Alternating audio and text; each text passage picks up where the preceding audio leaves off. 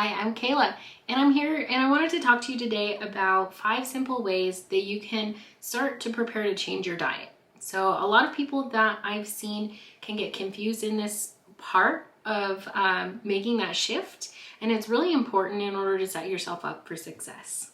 You want to find the right eating style for you. I encourage people, especially the clients that I work with, to find the eating style that they are most in alignment with. This might not be comfortable because it's not going to be an eating style often that is eating McDonald's and pizza every night.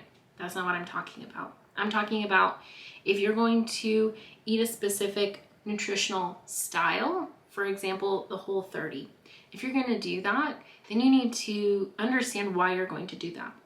You need to know the science behind why that's going to work for you, and is it going to help you meet the goals that you're looking for? Also, is it sustainable, or is it a diet that is intended to be a short-term diet?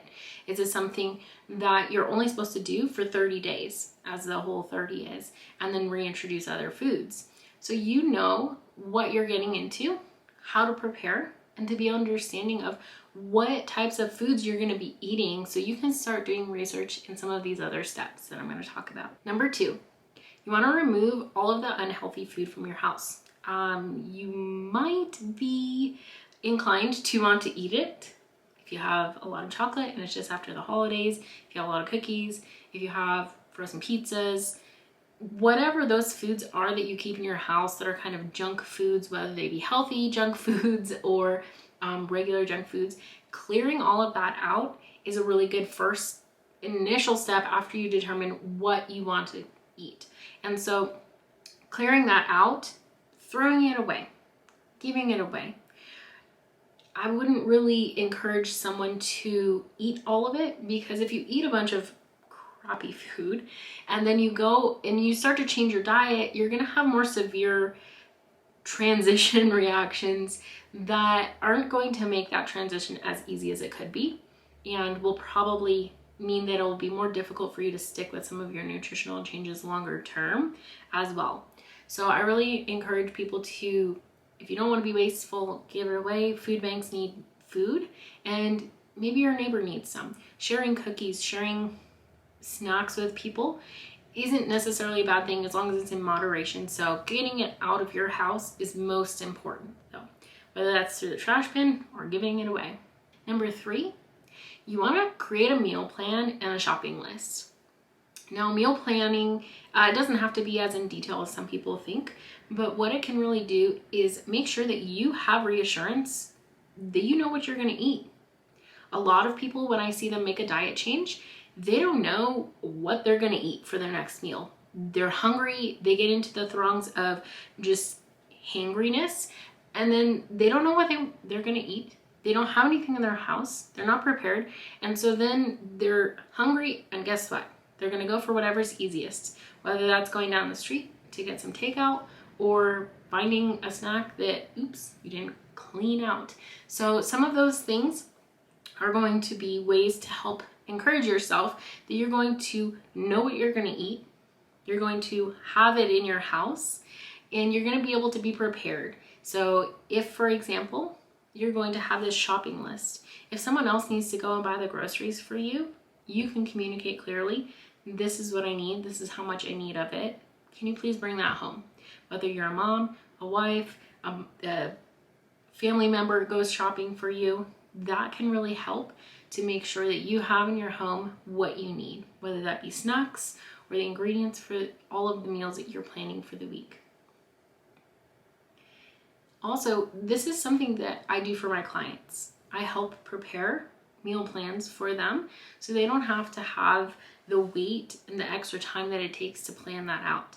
They get a meal plan and they get a shopping list. All they have to do is go to the grocery store or order it online now in our current day, have that delivered to their house or bring it home, and then they have the recipes in front of them so they can just prepare them from the ingredients that they now have set up in their house. Number 4 is stock up on healthy foods. It might sound like that's part of the last one, but it really is another step. It takes you having the list, committing to going to the store and changing your habits when you're in the grocery store. Maybe it means you even go to a different grocery store. If you're used to shopping at Walmart and they don't have some of the ingredients that you're going to need, maybe gluten-free foods, maybe that's going to include things like dates, and maybe Walmart doesn't have dates. If you're used to shopping at somewhere like Albertsons and they don't have a specific dry ingredient like quinoa, then you might need to go elsewhere and start to find other places. And it can even be considered kind of like a little adventure. But I really like to find one specific grocery store where I can get all of my food at, or as much as I possibly can. And that way it doesn't take a lot of time and energy out of my day. But getting those foods, making sure you have them in your home so that when you make that transition of eating differently, you have what you need. Again, that's really important because I don't want to see people end up in a place where they don't know what to eat. And having those foods in your home will reassure you that you know what you're going to eat. You have healthy snacks, and maybe even writing them out on your fridge and putting that meal plan up for you and your family to be able to know what's coming up. What are the snacks that we can eat and are going to eat? What are the meals that we're going to eat? And all of that. So number 5 is get going. You've got all your supplies, you've made your meal plan, you've cleaned out all of the pantry. Great. Sometimes it just needs to start. You need to choose a day, start it right then, and commit to it. Commit to yourself and your health and your family. And that can be something that really motivates you, but you need to take action. You need to start, or else it's just going to end up having a bunch of healthy food that can go bad faster than other foods go bad on you. And it can feel like a waste of money. It can feel like a waste of time and energy because you invested the time in preparing your own meal plan, going to the grocery store, and buying all of that food just for it to go bad. So get going. Make the first meal, the first day. If you can bring home those groceries and make that dinner or lunch that day, that's the best thing. You'll feel great. You'll feel like you were able to achieve what you wanted to achieve. And it really kicks off that eating well habit right off the bat. So I really hope that this video was helpful. And if you have any questions, I'd love to talk with you about them in the comments. So I hope you'll stay tuned and be able to learn along with me for that as well. Until next time, be well.